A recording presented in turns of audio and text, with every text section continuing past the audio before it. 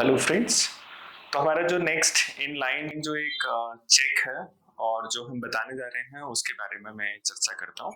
तो जैसे ये एक रॉ वुड है मेरे पास में, जो सूखने के बाद में कारपेंटर ने फाइनल पूरी करने के बाद में ये चीज़ें की हैं।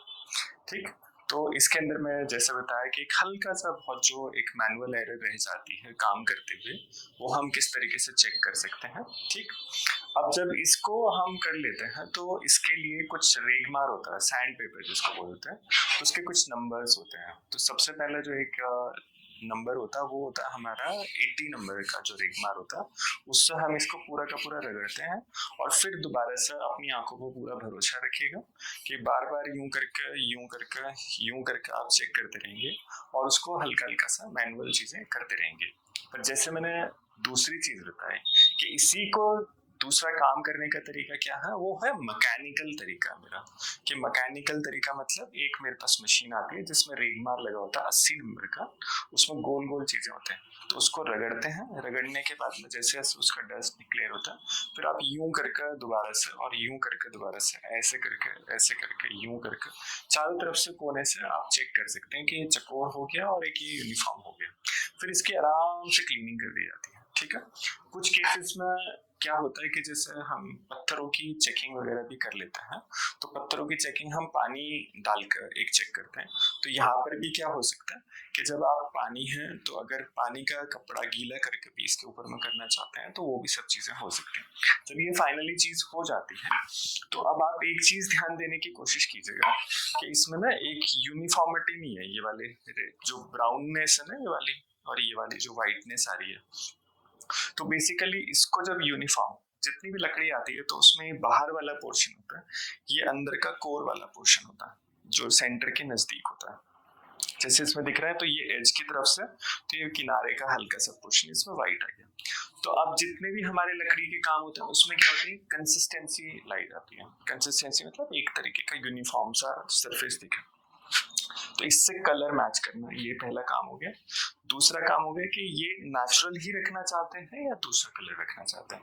नेचुरल रखना चाहते हैं तो दूसरे तरीके हैं, बट मैं जो बात कर रहा हूँ मैं आपको कलर की बात कर रहा हूँ। ठीक। तो अब हमारा क्या है कि जब हमारा फर्स्ट लेवल का प्रोसेस कंप्लीट हो गया कि बिल्कुल एकदम स्मूथ होगी, जैसे मैं अभी हाथ मार के दिख रहा हूँ, तो ये पूरी की पूरी जो है मुझे कहीं पर भी अनड्यूलेशन नहीं दिख रही है। मतलब उबड़ खाबड़ सी या ऊपर नीचे जो सरफेस होती है वैसी नहीं दिख रही है। तो जब ये हम इंश्योर कर लेते हैं कि हमारे पास में ये बिल्कुल फाइनल होगी, अब इसके ऊपर में कलर के एप्लीकेशन है। तो कलर के एप्लीकेशन में क्या होता है इसका कि सबसे पहले एक कोट, जो सबसे पहला जो काम किया जाता है वो ये किया जाता है कि जो आजकल की पॉलिश आ रही है इस वुड को वाटरप्रूफ किया जाता है। वाटरप्रूफ करने का इसका तरीका, सबसे इंपॉर्टेंट तरीका क्या होता है कि जो सबसे कॉस्टली या सबसे अच्छे, जिनके अच्छे रिजल्ट्स हैं, बेस्ट रिजल्ट्स हैं, उसमें जो वाटर प्रूफिंग कंपाउंड आते हैं, तो उसके अंदर में वाटर प्रूफिंग कंपाउंड आता है इपॉक्सी। तो एक लिक्विड इपॉक्सी आती है पूरी। तो उस लिक्विड इपॉक्सी को आप सबसे पहले जिधर की तरफ में आपने पॉलिश करनी है सारा का सारा, आपने क्या किया, उसको इस पूरी जैसे सरफेस है ये सब चीजें इसके ऊपर में आपने अप्लाई कर दिया। उसको अप्लाई करने के क्या तरीके हैं, दो तरीके से कर सकते हैं। कि जैसे मेरे पास में कपड़ा है तो कपड़े से आपने अगर मैनुअल तरीके से करना तो आप इस तरीके से ऐसे करके कर देंगे, इस तरीके से ऐसे करके। ठीक है।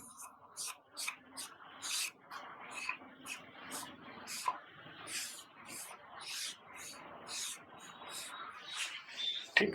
तो ये काइंड ऑफ मेरे हिसाब से मैनुअल वाला जो तरीका है इपॉक्सी अप्लाई करने का वो ऐसे हो जाता है।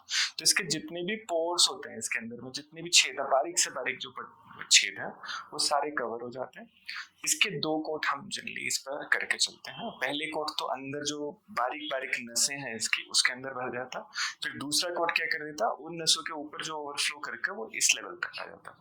तो दो तरीके से मैंने बताया, एक तो ये मैंने हाथ वाला बता दिया, एक आता है आजकल स्प्रे आती है, स्प्रे गन आती है। तो आप स्प्रे गन जिस तरीके से करते हैं ना, जैसे गाड़ियों के ऊपर पेंट होती है, तो वो इतने क्लोज आ जाती है, इतने क्लोज से उसका तरीका ज्यादा अच्छा इसलिए है कि वो प्रेशर के साथ में अंदर डालती है।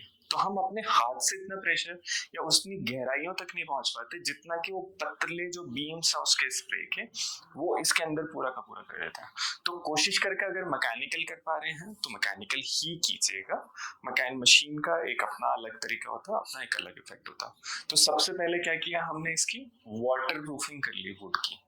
जैसे जनरली लोगों को लगता है ना कि क्या वाटर प्रूफिंग हो सकती है वुड की। वाटर प्रूफिंग तो दीवारों की होती है, फर्श की होती है, टॉयलेट की होती है, छतों की होती है, बट नहीं।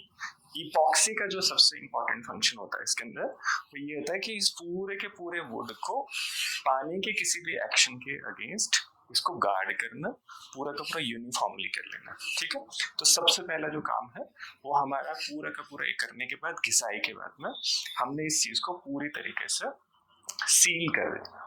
ठीक है,